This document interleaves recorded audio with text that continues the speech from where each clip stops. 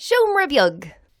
Ladies and gentlemen, welcome back to Sure Look, Sure Listen, the podcast that takes a pop at culture. Sure Look, Sure Listen. Sure Look, Sure Listen. Sure Look, Sure Listen. Sure look, sure listen. Sure Look, Sure Listen. Sure look, sure listen. Sure look, sure listen. Oh, very good and very exciting, Benjamin. This week we're going to look at all things Transformers. But sure look, there is no time for me to do any sort of humorous introduction because we've got a ton to get through, such as, including, but not limited to, Ben, I'm giving you time, I'm stalling so you can show me the list. Including, but not limited to, Ben, go, up it. Up the list, there we go. No, too far, you've gone too far, go back down the list. Go back down, there we go. Including, but not limited to, and sadly this has been preempted by tomfoolery, the very sad passing of Ray Stephenson and Tina Turner, Ben. And we've seen trailers for Skull Island, the main trailer for Barbie. That's all. This bloody writer's strike's doing a number on us. Yeah, we're really getting shafted by this writer's strike. I'm no great fan of it. Well, no, actually, that's not true. I am. We love the writer's strike here at the podcast. But sure, listen, Ben, are there any things that you are a great fan of? Sure, listen, Michael, if that wasn't enough, and it really isn't, for Weekly Pop Culture, it's a drought, Michael. We're also going to be taking a look at Transformers. And with that in mind, Michael, I'm a dope when it comes to Transformers. An absolute dope. You're all right. You're grand. But you know who's quite good at Transformers? Is it Brian from Brian's Action Figure Reviews? It is, yeah, and he's here with us on the podcast. Hi, Brian. Hello, my friends. How are you this evening? Doing just fine. Brian, we've brought you on because you're actually less of a dope when it comes to Transformers, and you know your stuff, so we need you. Somebody's lying somewhere. It was me. I lied to Ben. I just wanted to bring Brian on because I like him. You got me with the strange conceit. Very good. No, we've brought Brian on, ladies and gentlemen, because Brian is a font of knowledge for all things action figure related. The only man who puts Mick to shame when it comes to an action figure collection, I'm delighted to say. Hey, well, that is true, to be fair. Hey. I don't need Brian around to feel shame. It's true. Neither of us do, ladies and gentlemen. Neither of us do.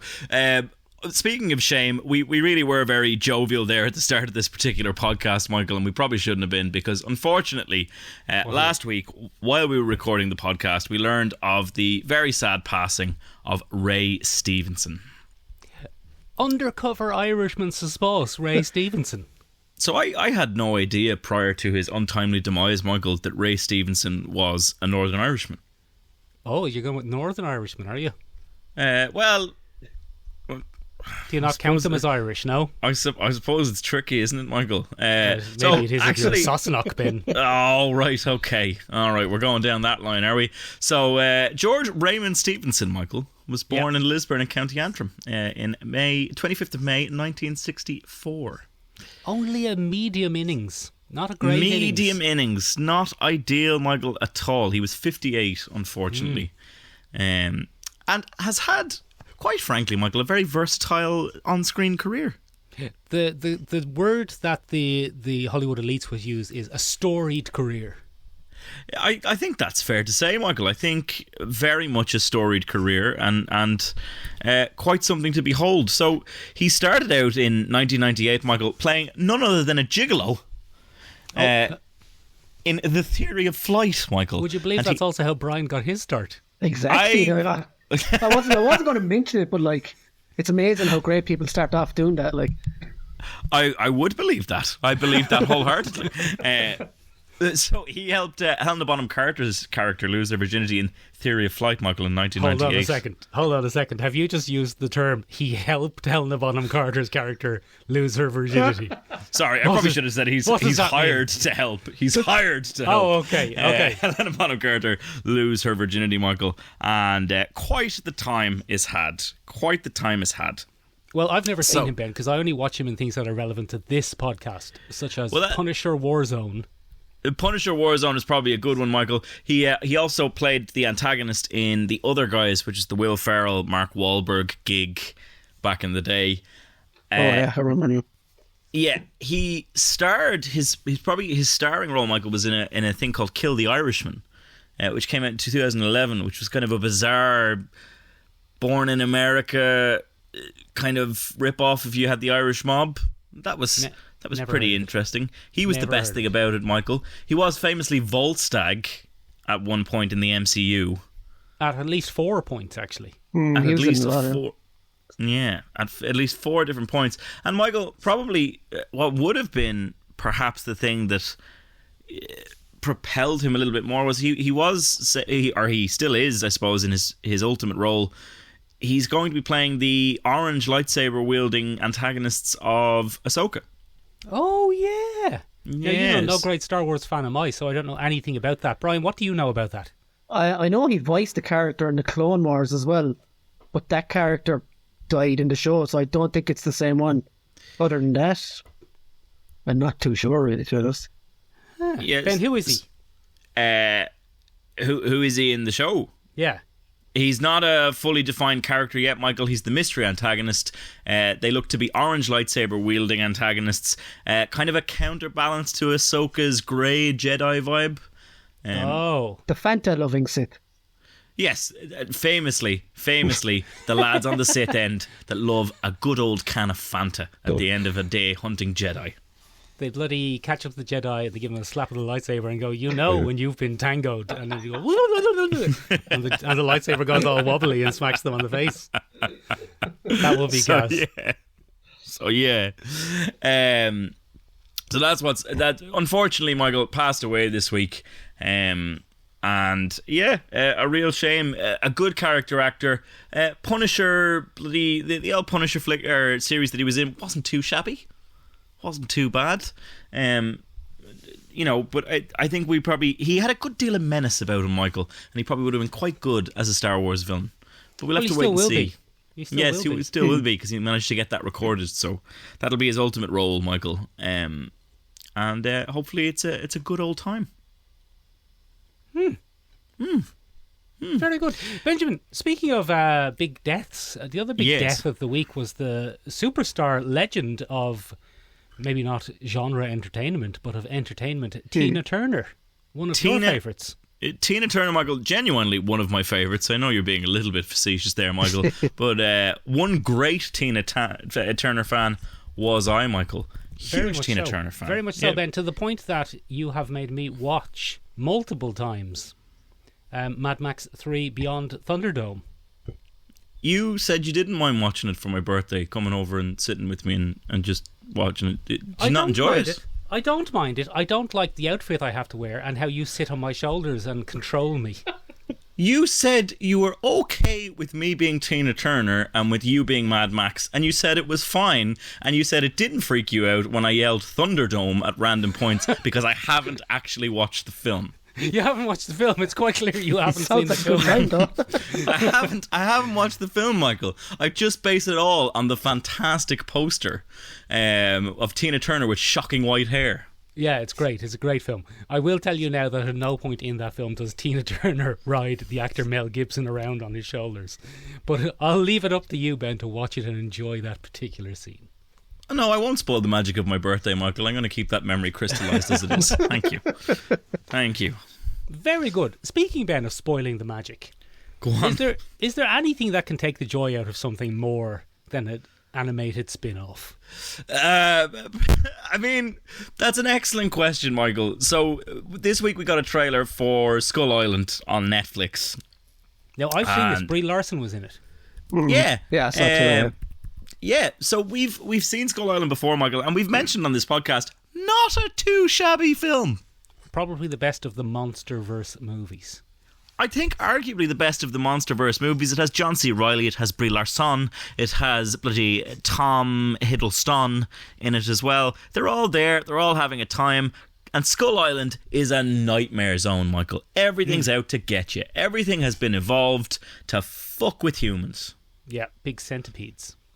Big centipedes.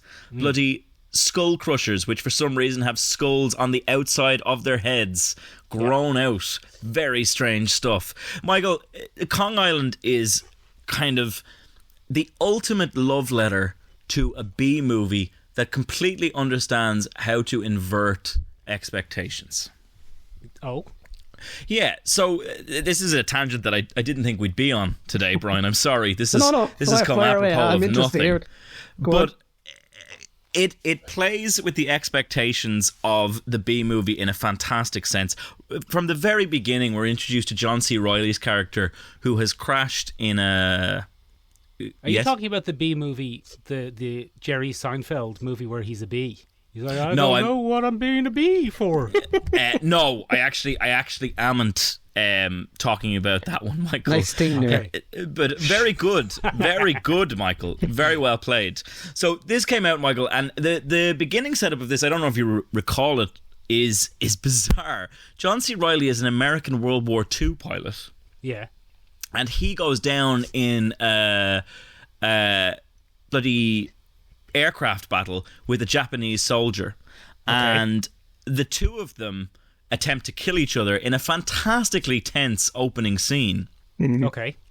And what they're trying to do is kill each other, but they realise very, very quickly, Michael, that if they don't work together, they're not getting off this bloody island because everything wants to kill them. There's big, huge monkeys. Monster Island. Monster Island. It's no good, lads. Everything's trying to kill them. It also has fantastic payoffs, Michael. There's a fantastic scene, and spoilers for a film that came out quite a few years ago. But have you seen the Shea Wiggum scene in Kong Island? So Shea Wiggum famously played one of the lieutenants in this particular film, and he goes to make the big sacrifice, Michael. He takes all the grenades off his belt, and he gives the old skull crushers an old taunt. He's like, come on, and he walks up the middle of a field with his arms out, the grenades in it, and the skull crusher takes one look at him, Michael, realises that he's going for a grand sacrifice, and swings his tail at him and knocks him into a mountain, and he blows up on the mountain. Brilliant. So his grand sacrifice is for absolute naught, lads, and it's a delight. What's this got to do with his trailer? Well, that's what I mean, Michael. By the looks of the trailer, absolutely fucking nothing. Very good. Okay, that was a long preamble. It's not great. This trailer gives me, and Brian, I reckon you might have some insight into this, but this gives me real Godzilla the TV series vibes. Yeah, sure. I don't know. I think Netflix has been really good at the animation, though. Lately, you've had the Castlevania show, you've had the Tekken Bloodlines show, and I love the monsters stuff since my grandfather forced me to watch them as a child. All those little plasticine Kongs and Godzillas fighting each other or whatever it was.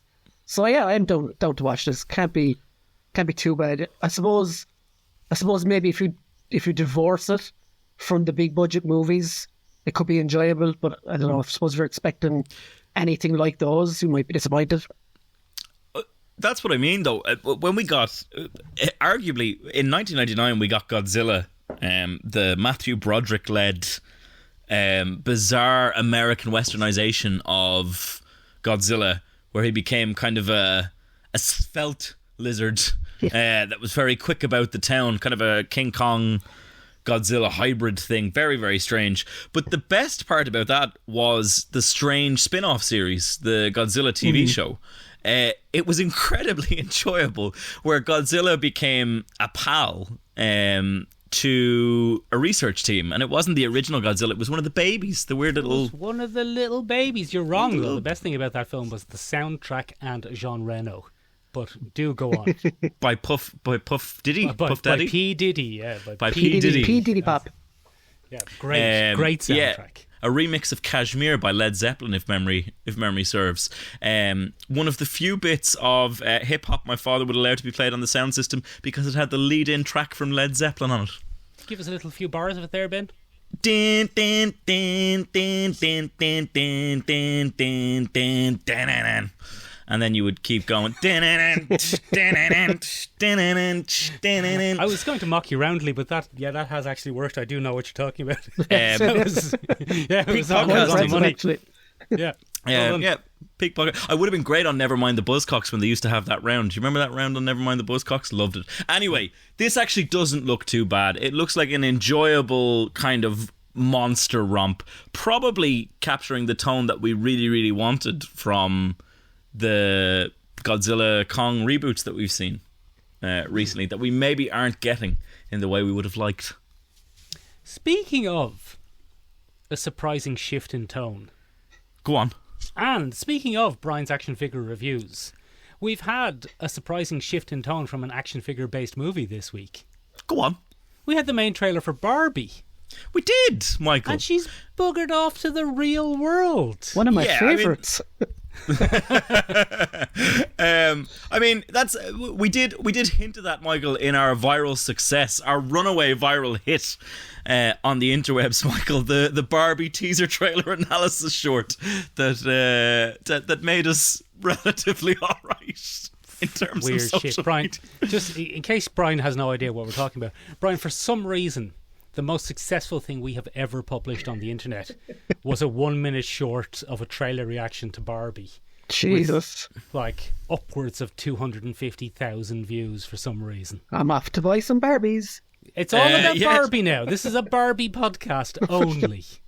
This is what I mean. Like we were bizarrely successful in that. It was very strange when we saw that, but it works anyway. And so what we got was the full trailer this week, Michael. And you're absolutely right. She's buggered off to the real world. Yeah.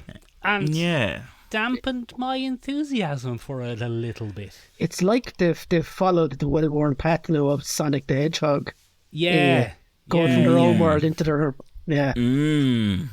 Yeah, or any other thing where you could have it set in this fantastical world of weird shit going on, but that sounds expensive and tiring. So, Yeah. what about we do that for 15 minutes and then go to grotty Los Angeles? Yeah, I mean, I think one of the things that might have spoiled it for me, Michael, and I'm ready for the internet to lambaste me for this. Will Ferrell kind of spoiled this for me. He was straight out of the Lego movie. But that's what he was. He was a strange, and I think one of the things that I enjoyed, Michael, was the fact that we might get a bizarre Barbie trying to operate in the real world, but they've created a Farrelly Brothers Will Ferrell real world that is as silly as any toy world that you could connect Maybe. to it. Here's a hot take for you. Go on. Here's a hot take. Do you want a hot take? Yeah. Is Will Ferrell a previously escaped from Barbie Land Ken? I mean, it's entirely possible, Michael. We still don't know what's caused this decline for Barbie. Barbie, we Video see in the games. trailer. Well, it's not necessarily that, but we finally understand that Barbie has, I suppose, what you would call an existential break. Michael, she really. Do you guys ever think about death? And it's a phenomenal. In fairness, I thought it was a phenomenal scene. The little glimpse that we got of it in the trailer, and everybody just goes, "Oh!" And then we get little hints in that Greta Gerwig style that we saw. Oh, and my feet are flat now. And one of the Barbies has an absolute meltdown, going flat feet, and she has kind of a shutdown. That all holds real grains of enjoyment for me, Michael. And I think the marketing genius comes back in here, Michael, because we said, if you love Barbie, you'll love this film. If you'll hate Barbie, you'll love this film. I think they're hitting everybody, Michael. They're getting everybody with the... No, that's the two extremes, Ben. There's just a big load of people in the middle who do not care about Barbie. Everybody cares about Barbie, Michael. We have 250,000 views on a reel that says... Everybody on Instagram in the 18 to 25 age bracket cares about Barbie. I'll tell you, For some reason... I watched the trailer, right, and I bought into the madness of it all, and then when I went to the outside world, it's like, okay, what's going to happen, etc., etc. The minute I saw the Mattel logo in the background, I was like, I think I'm out. Put you right off. It's so meta. It's trying to be too clever for its own good. One of those kind of things. Brian, Go on. speaking as Ireland's premier action figure reviewer, have Mattel Ireland offered to send you any Barbies to review in the lead up to this movie?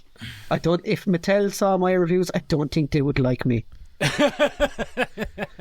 it Mattel or Hasbro who sent Pinkertons to somebody's house recently? Hasbro. What's a Pinkerton, Ben? Brian, you're relatively up on this. You would be, because this is fascinating. Michael, are you ready for a tangent apropos of nothing? Go on. So are you aware of this, or are you facetiously playing someone who doesn't understand what's happening? I'm 100% aware of it. But Yes. I don't know what a Pinkerton is. So, go ahead, Brian, if you have it. It's basically bounty hunter / debt collector, I presume. Yeah, so Pinkertons have a fascinating history within American politics and the formation of the United States of America. The Pinkertons are the original union-busting privateer army. Oh, I'd be one of them. Yeah, that you would. Loyal capitalists. You are a poster boy for Pinkerton recruitment. Feckin' good, loyal capitalists, protecting the capitalist investment, those honest capitalists. So, if you've ever played Red Dead Redemption 2, Michael, the Pinkertons are the primary villains. Oh. And the Pinkertons are famous for union busting. That's what they were brought in to do. They were essentially a private police force that could be bought and used as mercenaries, exactly as Brian said, used as mercenaries to count things out. But Hasbro Yes. mistakenly sent out a preview package of Magic the Gathering cards. Am I right in saying that? Yeah. To quite a well-known YouTube reviewer in the United States, Michael. All right. And he mistakenly opened these, assuming that they had been sent in earnest and correctly. And they sent the Pinkertons to his home to threaten to take the property back.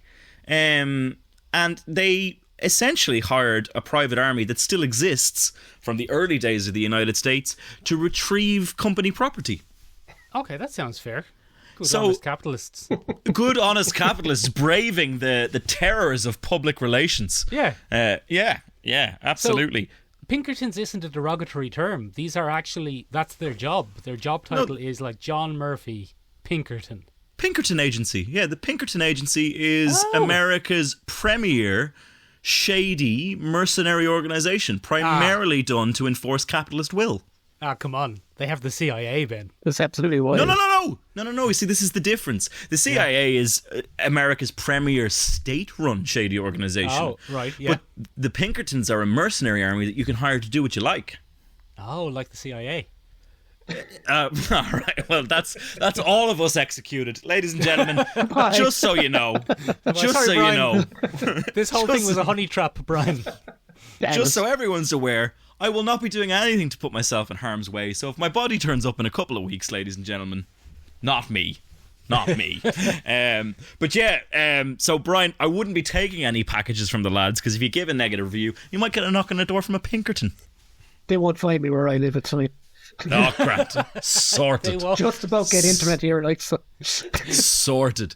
But, you know, coming back to that trailer, Brian, I think you've kind of hit the nail on the head, and I've talked about this a little bit in relation to Barbie before. It is kind of a hyper reality. It is kind of a bizarre, false universe that they've created, and because it's Greta Gerwig, and because we now have a better sense of kind of the postmodern vibe that they're going for, you know, we got a glimpse of hyper neon 90s Barbie and Ken kind of roller skating on Venice Beach. For some reason, she's then visibly sexually assaulted and arrested because she defends herself.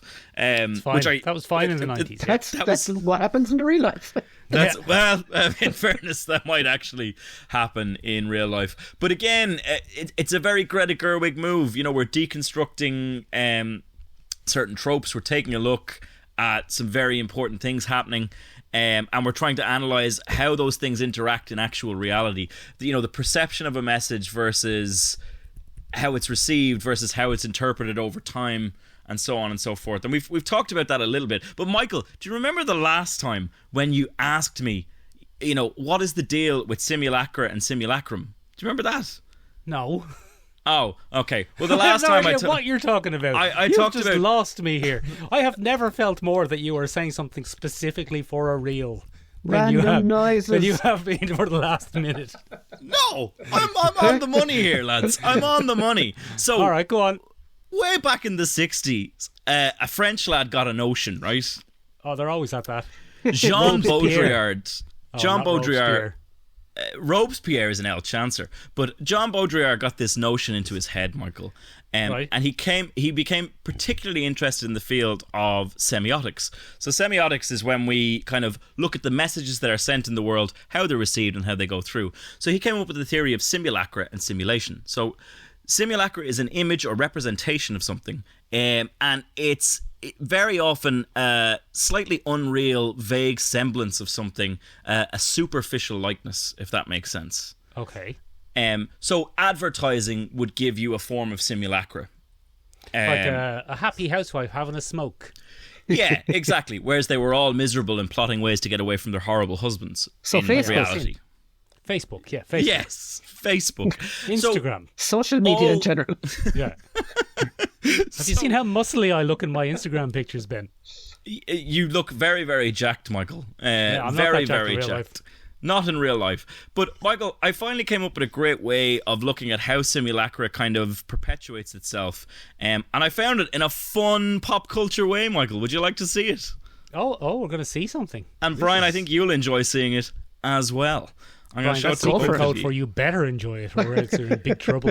Or I'll send a Pinkerton to your house. Because I can do that now. So, What's this going to be? you'll enjoy this, Michael. Look at this. Look at this. What are We're you going to show learn me? about simulacra and simulation using SpongeBob SquarePants. So, All right.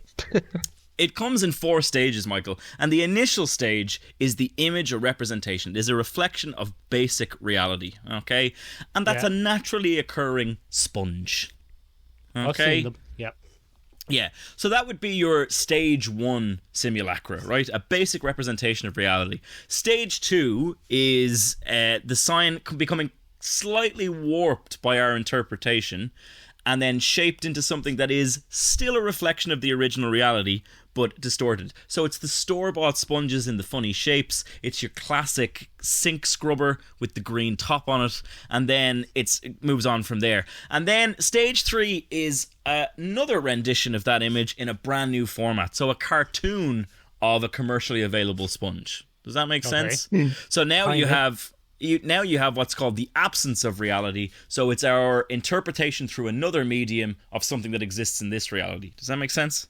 Yeah. Yeah. You still with me? And then you get stage 4, the absolute warping of reality. This sign, or simulacra, bears no relation to any reality whatsoever. It is its own pure simulacrum. So when you get from stage 1 to stage 4, you create the simulacrum, which is a complete warping of the original reality of what you were doing. I think this film is dealing heavily in that, because the Barbie that we see on screen is a simulacrum of how we perceive Barbie to be, and then the reality that we see in the Barbie movie, the one that she leaves Barbie world for, is a simulacrum of ours. So there's all kinds of Baudrillardian stuff going on. It's great. What? Yeah. It's great stuff. So Robespierre didn't want to have a monarchy. No. Oh. He wanted all the hold hyper wealthy on a individuals to die in the streets. So stage 1 is an actual living woman. yes. Stage 2 is Barbie, the toy Barbie. Yeah. Stage 3 is a movie about Barbie. Sure. And stage 4 is a movie about Barbie leaving a movie about Barbie and coming to the real world. Yeah, well, I think you could probably look at it that way, but I would simplify it even further, Michael. We can start with stage 1 Barbie. Hold on a second. Do you feel you're simplifying this? Yes, I do. This is amazing Okay. stuff. I'm having a great Simplify. time. Barbie is a Simplify sponge. isn't the... Yeah, Barbie is a sponge. Brian has simplified it wonderfully. But this, yeah. So Barbie is a sponge. That's going to be the reel for the week, Brian. You're going to make it big. That's an easy 20k view reel. Like I can feel it in my bones. But They'll come for me. this could work very well, Michael, even when applying it to our Transformers logic. So let's use Barbie and Transformers simultaneously in 2 parallel lines here. Stage 1 of the Transformers was the toy. The toy is the original iteration of Transformers, yeah? Oh, it's a brave statement to make, not knowing it, but as it happens, yes, Yeah. it was. Yes, okay. So Barbie was the original toy. So those would be stage 1 in both of their cases. The original object within the reality for the purpose that it served of being a toy, yeah? Okay. Stage It doesn't matter that the toys were based on real world cars.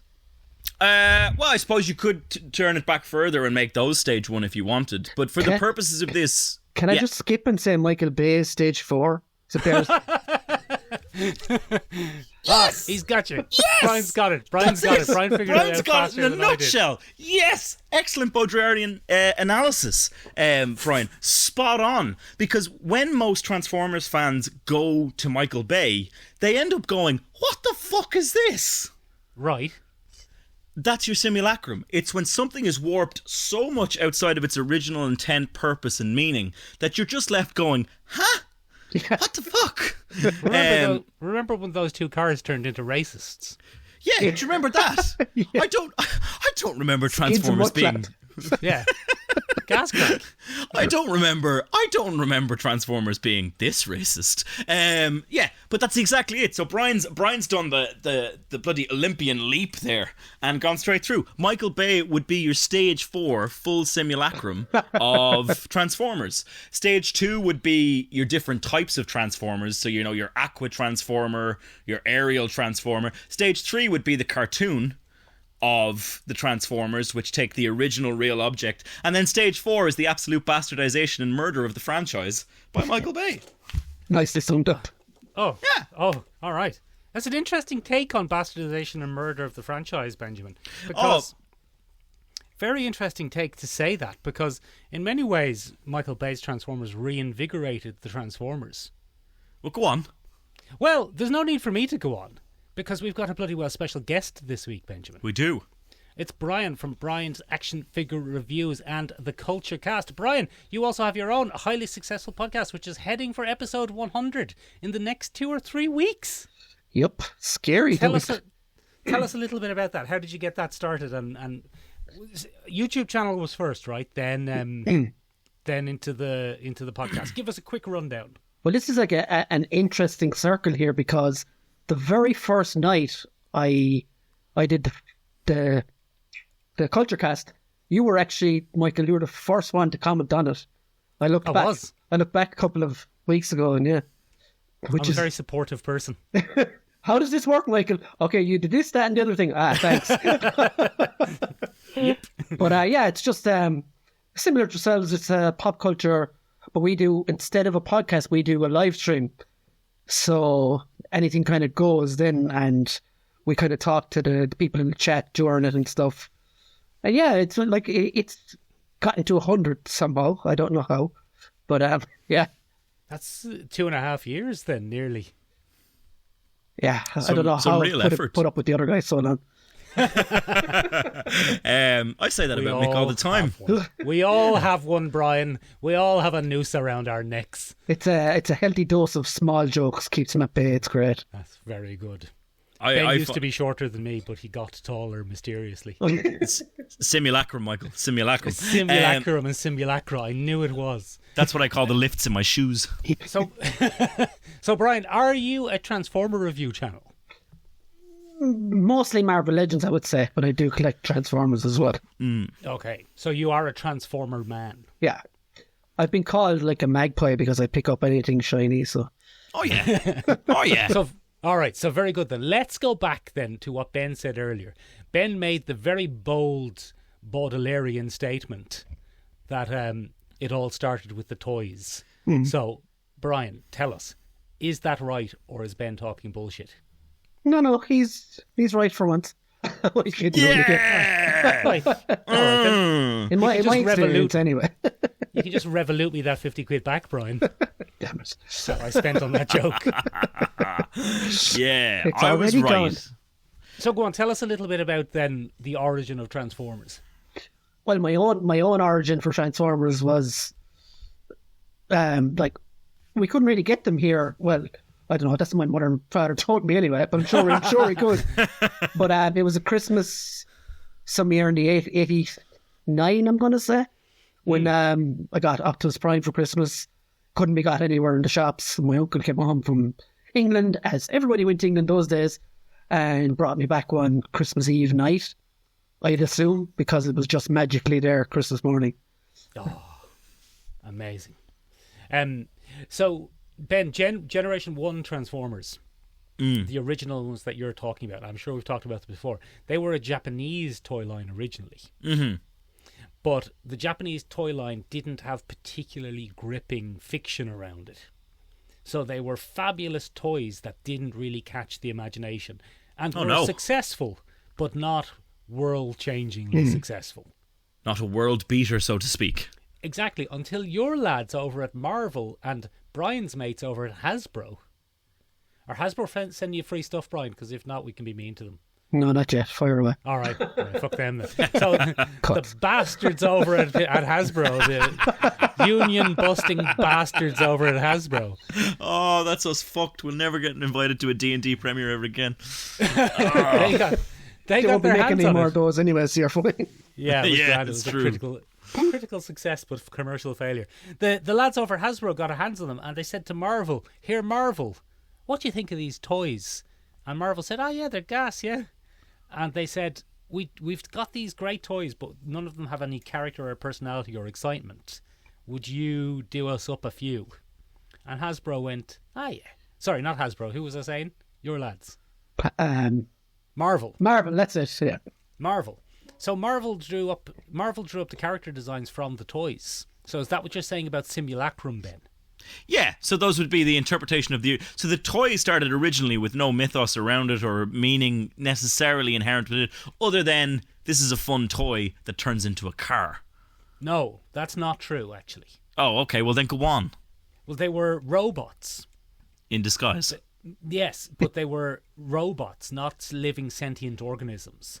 They were cars that could transform into mechas in the Japanese tradition. There was wasn't there 2 or 3 toy lines that they melded together to bring over to the States or something, yeah. Exactly. So there was one line called Diaclone, your favourite, Ben. And they were Japanese cars that had tiny little fellas driving them. Oh, yeah. And they would transform into mechas to fight alien invaders. Oh, very good. And that was the original Transformer toys. But that didn't catch on.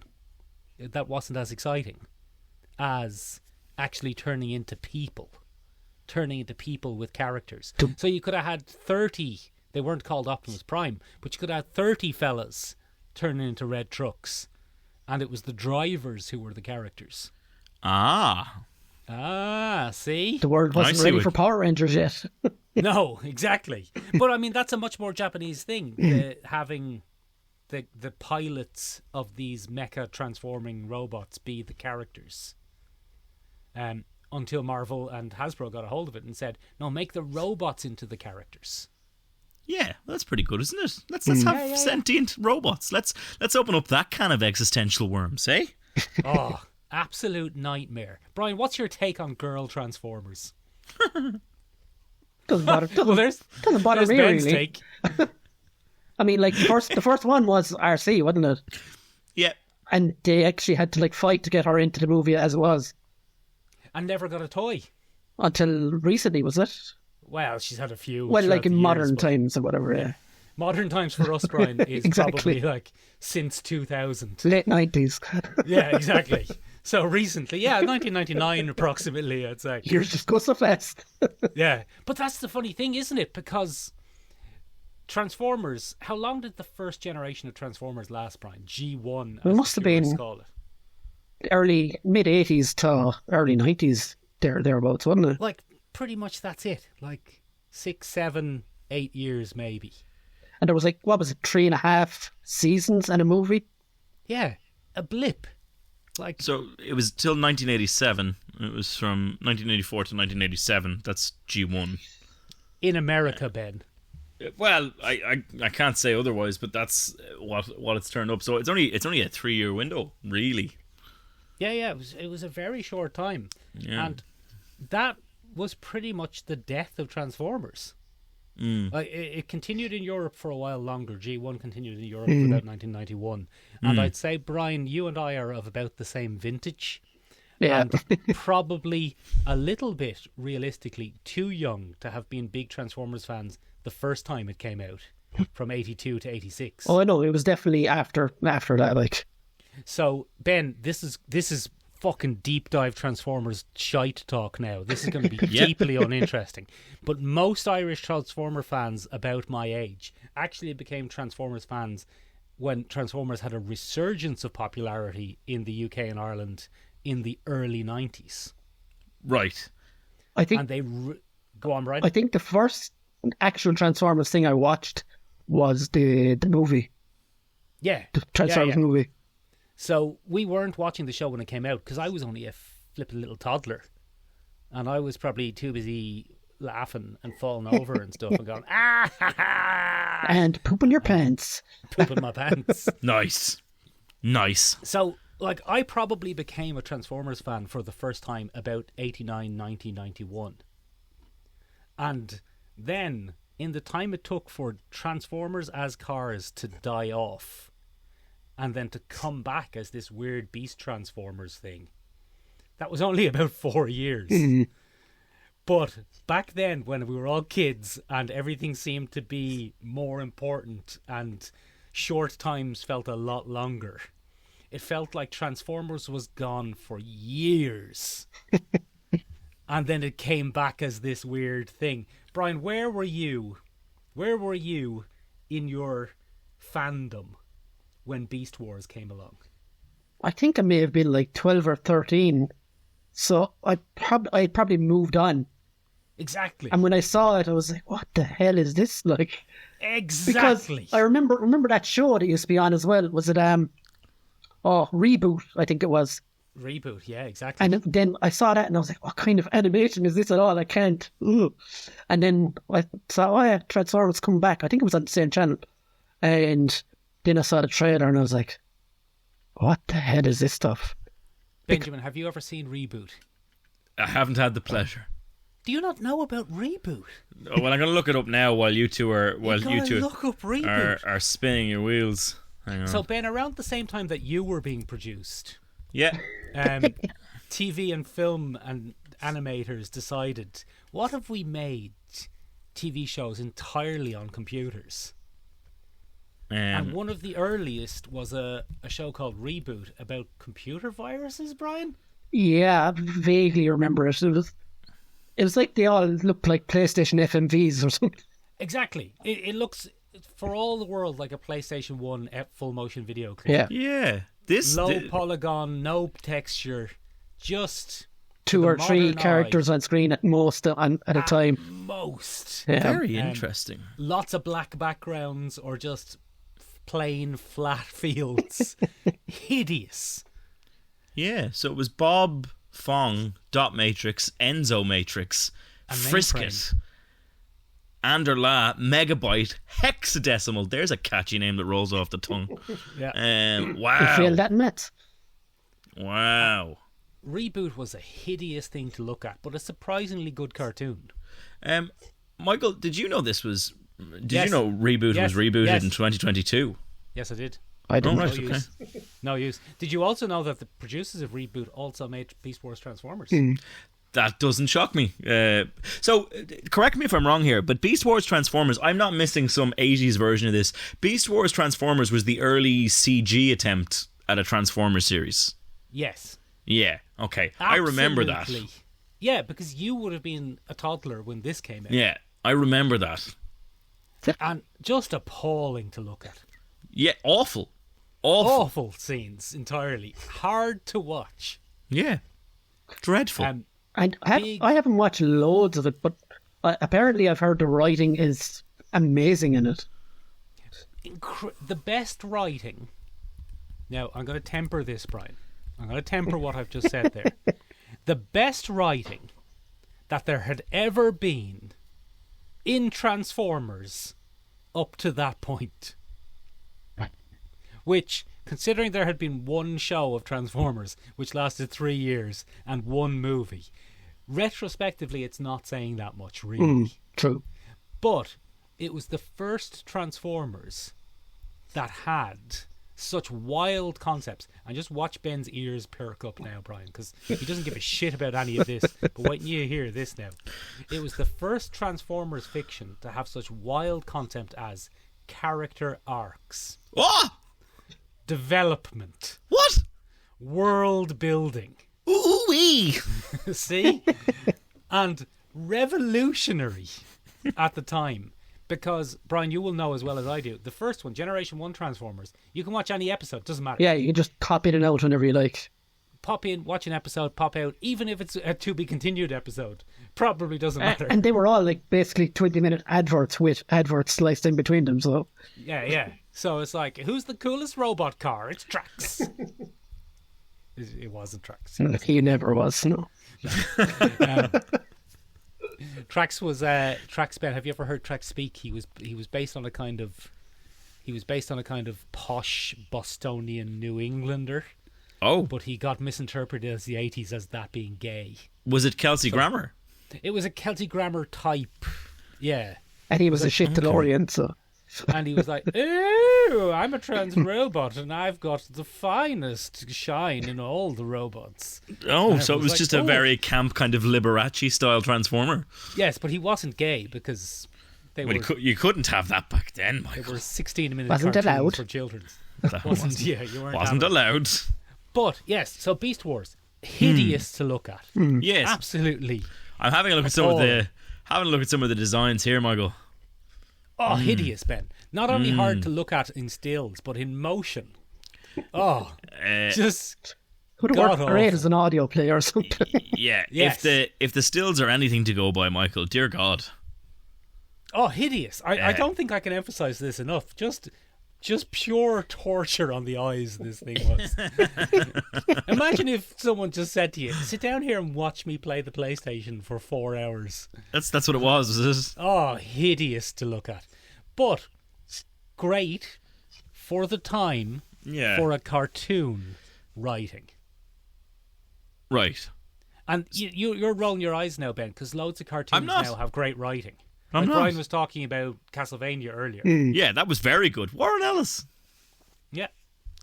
Bad egg. He's not a good guy.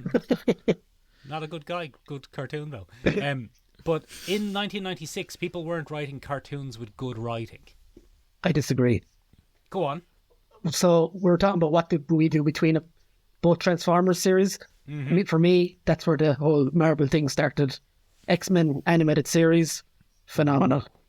Oh. Spider-Man animated series, not as good, but still good. Batman the Animated Series was kind of leading the charge at that point, wasn't it, in terms of writing? Like, But And that's another one I never got to till I was older with Batman the animated series. same for me. I had it as a background. I was a Kenner Batman toy man. So I wasn't intentionally. My father would go on extended business trips, and then what would Wow. happen? what a nice way of saying my father didn't love me. What would happen was is he'd come home with a rare and exotic Batman figure from China or Airport. Uganda or exactly. And what it turns out it was, he used to go, yeah, I got that in China, son. It wasn't. My ma went out to Smith's during the week and bought one of the Batman toys to give to him to give me when he got in from the airport. It was great stuff. I bet you it says made in China in the bottom of it. No, It does, yeah, it does. And you know what? It sold it to me all the more, Brian. I fell for it hook, line, and sinker. I was like, naturally. But yeah, so I was really into it from those toys, but I didn't really get to see the series because I was never very good at consistently watching The Den to get my fix. Fox Kids. I think Transformers Beast Wars was on the Den here. Brian, will you tell Ben? I'll feign ignorance. Are they the same people? Is the monkey Optimus Prime? I'm going to pretend I don't know. Yeah, what's the deal? I think But Ben doesn't know. I think initially they wanted them to be, but then they changed their mind. Is that right? Pretty much, yeah. They're like, yeah, it's Optimus Prime or whatever. Did you say Optimus Primal? Yeah. Yeah, it did. That was definitely intentional. Yeah. So basically, like, I think, no, I'm fuzzy on this, like, but I think they initially went back in time or something, but then they changed it to be like, no, these are just back in time characters or something. I don't know. It's all a bit fuzzy. I think the idea was it was just a reboot, and this time they were animals. And you had Optimus Primal, not Optimus Prime, Ben. Optimus Primal. Optimus Primal. Which is great. You had Megatron. and that's just the They same. just never name. bothered changing his name. They've never changed Yeah, that. so name. Megatron is the same. This is what I'm trying to wrap my head around. Because Michael, I'm casually flicking through the Wikipedia here. It says that these are called the Maximals and the Predacons. Yes. Is that correct? Very interesting choices for names. Number 2, it says they're the descendants of factions in the original show. Yeah. So the Predacons, actually, their leader was Harvey Weinstein-a-con. Ah, very good. Very good. And there were numerous other famous predators that transformed into big beasts. Quickly, Ben, I can't think of one. Bloody Jimmy Savile. Philip Scott, Jimmy Savile. Yeah, there was Jimmy Savile, a Monicus. And Jim'll Fixitsaurus. Schofield the Tron. Schofieldotron, one of the famous predators. Ben, God. Yeah. so it was, I think, created as just a reboot from nothing. Just Yeah. Here's new Transformers. They have some similarities to those ones you liked, but also this one's a cheetah, this one's a rat, and he's from New York. This one's a sexy spider. Yeah, what's the deal with Sexy Spider-Tron? She's a sexy spider. I don't understand the question. No, that's answered it. Thanks. She's a black widow, so she's a sexy spider. So she has to be a sexy robot spider. Exactly. Right. If they were doing it now, she'd be voiced by Scarlett Johansson. But as it went on, it was gradually. Michael, sorry. Apropos of nothing. Yeah. Well, not apropos of nothing. Apropos of exactly what you've said. She's going to be in the next Transformers Is she going to be in Rise of the Beasts? with Chris Hemsworth. What? Oh, in the rebooted That was animated movie, I think. Yeah, the reboot of the animated movie. They're going to be the voices. Transformers 1 is what it's going to be called. And she's going to be voicing a character in it, and so is old Chrissy Hems. Are they get out of here? Are they really? Yeah, Have announced I not today. heard of this, Brian? Announced today. Brian, That I was, blame a few you. weeks ago, wasn't it? Brian, Announced- you're my source for Transformers news. If I haven't heard about this, it's your fault. There just isn't enough information about it yet, so then I didn't really put up anything about it. So Oh, that's fine. Okay, I'll accept That's that answer. very responsible journalism, Brian. I wish we did that. No, we'll wish just we take a did stab do in the that dark. then. Yeah, we'll just take a stab in the dark and then get roasted by the internet. Yeah, the internet will then smoke me like a Christmas ham. So anyway- yeah, sorry. It turns out that they were from the future of the Transformers, Go on. because at some point in the future of the Transformers, Ben, all the Transformers went, give me a Transformers voice and I'll try and do it. Oh, Okay. that was an excellent Optimus Prime. That wasn't terrible, yeah. So Wheeljack went, geez, Optimus, we're so big and we're running out of energon. And the others said, what we do, we try and get smaller. And they said, yeah, let's be robots who are small and animals. And all of the robots converted from big giant car robots into little tiny animal robots to That's save a very energon. eco-friendly message, isn't it? I was just going to say, like, cars are bad for the environment, time to change. Yeah. Yeah, I quite like that. No, we must shift our focus to a more renewable form of robot smashy. Yeah, I like Yes. it. Good. What animal would you like to be, Optimus? What's the biggest? Which one You've can missed the fire point its own there. poop? But Optimus, I thought you said, "Shut up, rat boy." Yeah, I'm all for that. So anyway, they all became animals, and then they went off on an adventure, and they had the same opening plot as the first Transformers, where they got into a big fight, and they went through accidentally a time tunnel, Oh no, not a time tunnel. Classic Transformers conceit. and they crashed on the planet Earth, our planet Earth, but millions of years ago, but after the G1 Transformers. Ridiculous. So they did a yeah. retcon. They did a retcon of this unrelated sequel series turned out to be a surprise sequel that you didn't know it was. Right. So Optimus Primal is the latest in a long line of Optimus Primes. Optimi Primes, I think, is probably the Optimi correct Primes. plural. And there. Megatron is the Megatron in Beast Wars, voiced by the very famous and popular David Kay. David Kay, Okay, I think. yeah. Has taken the name Megatron in honor of the original Megatron. Oh. Exactly, whose real name was James Gunn. Ah, That's why he turned into a gun. I get it. That was very good. Very good. Very solid So- joke. I don't know, Brian. What do you think? Is that what this is going to be in the new movie? I think the new movie is just they were like looking at concepts that I can imagine one of those writers' room things, and they were like, okay, we'll take some of that, we'll take some of this, we'll take some of that. There we go, just like Michael Bay, because the director did say like that one of his biggest influences was Michael Bay, and I was like, no. Oh dear. Have you learned nothing? Yeah, I mean, don't say it out loud. But like surely. I think if we've learned anything from these movies, is they basically throw a load of shit at the wall and whatever sticks. That's what they'll go for.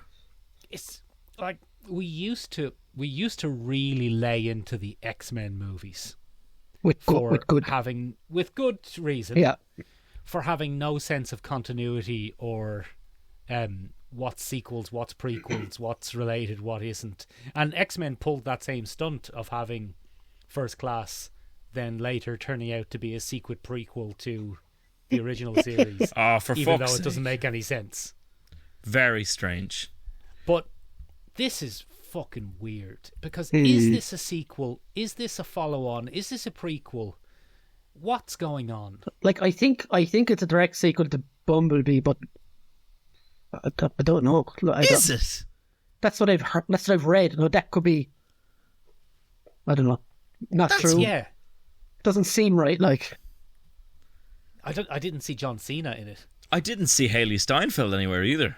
yes. No, I think it's set later though, isn't it? It's set in the 90s.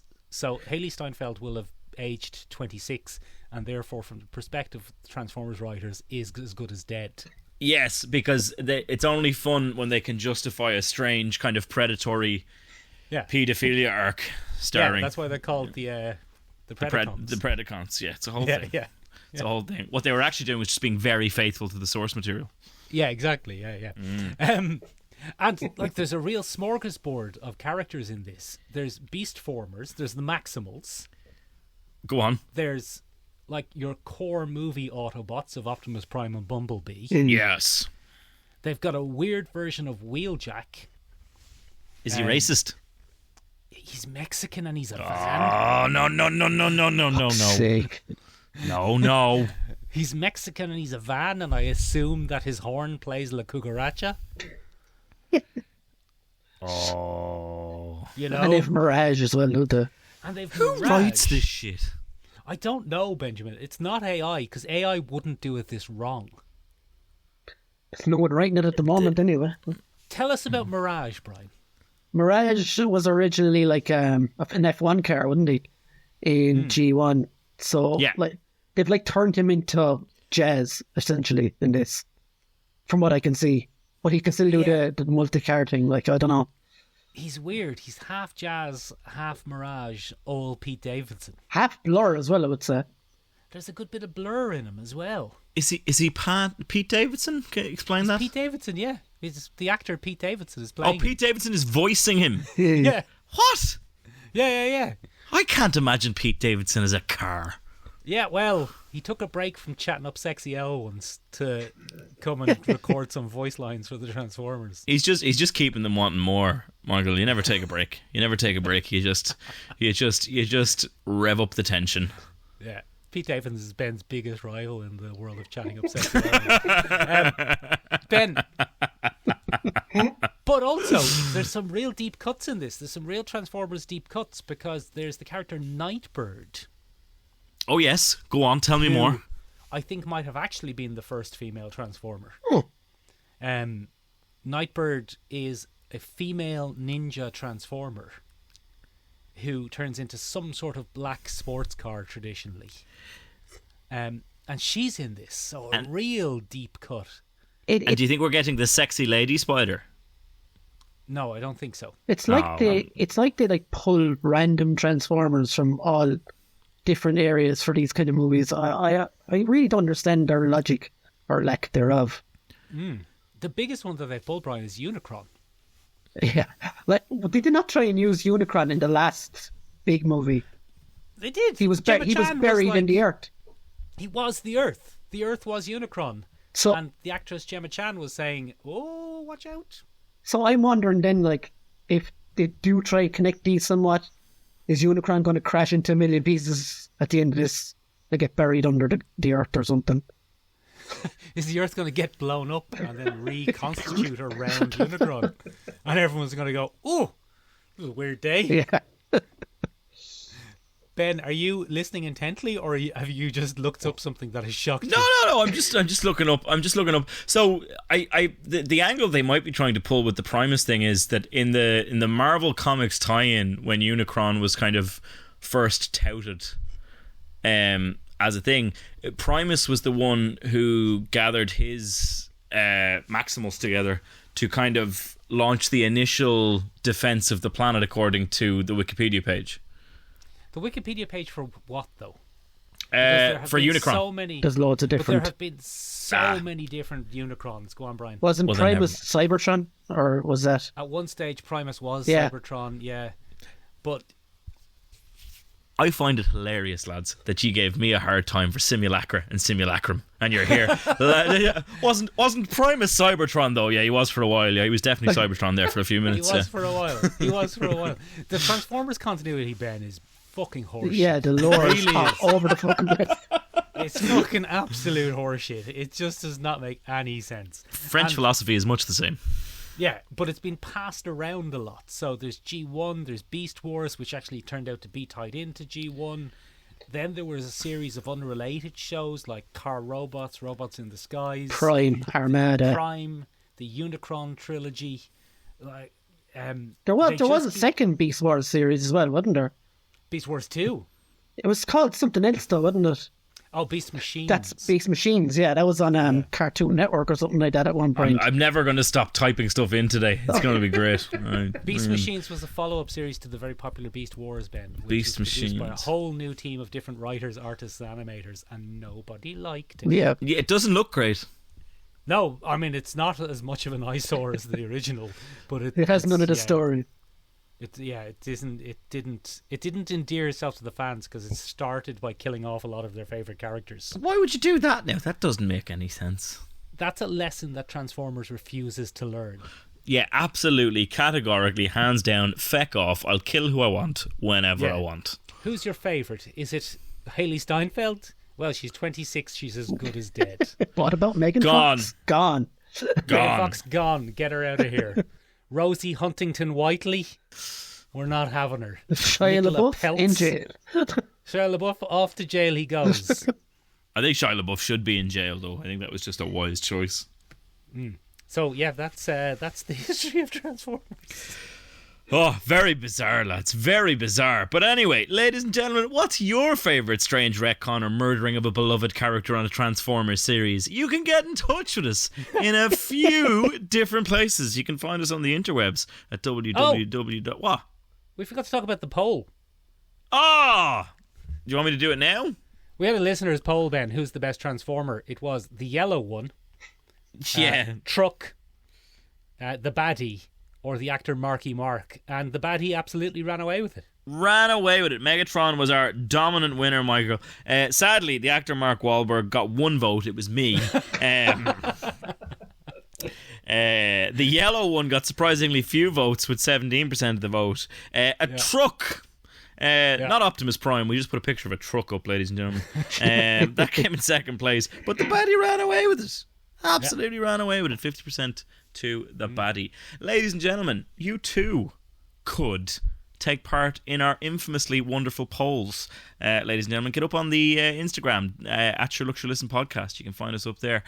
You can also find us, ladies and gentlemen, on TikTok, where we have loads of different content. You can, the best place though, ladies and gentlemen, to get in touch with us, and Brian, you'll attest to this because you're a tried and tested member of the Discord. Get up on the Discord. Hop up on it, Benjamin. It's great stuff. The link is down below in the description. Get on it like a bonnet. Yeah, exactly. But ladies and gentlemen, come here to me. Feck us, right? Get rid of us, throw us out, and go and listen to Brian's excellent Culturecast podcast. It's coming up to its 100th episode. It's absolutely wonderful stuff. So go give that a listen and give him a review wherever you do listen. Get him up there. Get him ready for his 100th episode. Brian, where can people find that? You can find me on Brian's Action Figure Reviews on YouTube, and that handle works for Instagram, TikTok, Twitter, all those kind of things as well. Oh, see, Ben? Brian's got the same handle for everything, not like your scattershot nonsense. Listen here, you, right? Yeah, go on. You sit down over there away from me. Get out of here. Go on. And off to the fucking beast machine writer's room you go. Right. That's excellent, Brian. So everybody check that out. It'll be linked down below in the description as well, so you can hop over and give more listens to Brian's excellent analysis on action figures and how to review them. The Galactus behind you, Brian, is absolutely stunning. What Don't a say that toy. bit. Oh, Don't say it. it flashes. It flashes. The Pinkertons are on their way to his house now, Ben, because you've said that. He's not supposed to have that yet. Ladies and gentlemen, Brian's Galactus is huge and it flashes. I thought that was your co-host. That's not an Tubbs. innuendo. Yeah, no, it's bigger than Tubbs, actually. That's his babysitter. Ladies and gentlemen, that is it from us this week. Thank you so much for listening. Bye-bye. But I'll see you next week when we're talking about... What are we talking about next week, Ben? Is it Spider-Man 2099. Taking a look at Miguel O'Hara in the 2099 era. Give it a look. Very exciting. See you next week, everybody. Thank you very much, Brian. Thanks for coming on. No problem, guys. Thanks, Brian. Bye. Bye.